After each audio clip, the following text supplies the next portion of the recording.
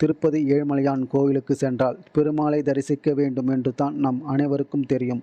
ஆனால் ஏழுமலையானின் மட்டுமல்ல, அங்கு இருக்கிற இன்னும் சில இடங்களை தரிசித்து வழிபடுவதால் நம்முடைய வாழ்க்கையில் இருக்கும் பொருளாதார பிரச்சனை அனைத்தும் நீங்கும் என்று நம்பப்படுகிறது. அப்படி இன்னும் திருப்பதி ஏழுமலையான் கோவிலில் அவசியம் தரிசிக்க வேண்டிய இன்னொன்றை என்ன என்பதை இந்த வீடியோ மூலமாக தெரிஞ்சுக்கலாம். திருப்பதி ஏழுமலையான் கோவிலில் தங்க வாசல் எனப்படும் பங்காரு வாசல் முன்பகுதியில் அமைந்துள்ள தூண் குபேர தூண் என்று அழைக்கப்படுகிறது.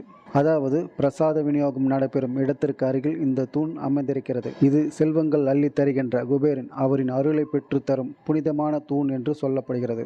அந்த தூணின் உச்சியில் செல்வத்தின் அதிபதியான குபேரின் உருவம் நேர்த்தியாக செதுக்கப்பட்டிருக்கிறது. திருப்பதி ஏழுமலையானை தரிசிக்க வரும் பக்தர்கள் இந்த தூணியை வழிபடுவதால் குபேரின் அருளும் அவர்களுக்கு கிடைக்கும் என்று சொல்லப்படுகிறது. பக்தர்கள் இந்த தூணை தொட்டு வணங்கினால் நமக்கு இருக்கிற நிதி நெருக்கடிகள் தீரும் என்றும் தொழிலில் மற்றும் வியாபாரத்தில் மேலும் மேலும் வளர்ச்சி அடையும் என்று நம்பப்படுகிறது.